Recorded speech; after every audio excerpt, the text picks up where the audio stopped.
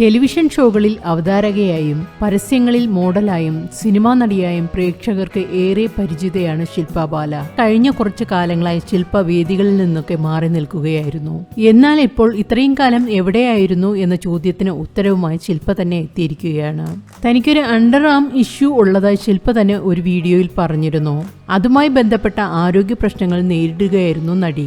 അതിന്റെ അവസാന ശസ്ത്രക്രിയ വിജയകരമായിരുന്നു. പക്ഷെ അതിനുശേഷം നേരിട്ട ശാരീരികവും മാനസികവുമായ ബുദ്ധിമുട്ടുകൾ കൊണ്ട് വീഡിയോകൾ ചെയ്യാൻ പറ്റിയില്ല. കംപ്ലീറ്റായി റിക്കവർ ആയതിനു ശേഷം ചിരിച്ച മുഖത്തോടായിരിക്കണം ഒരു തിരിച്ചുവരവ് എന്ന് കരുതിയിരിക്കുകയായിരുന്നു.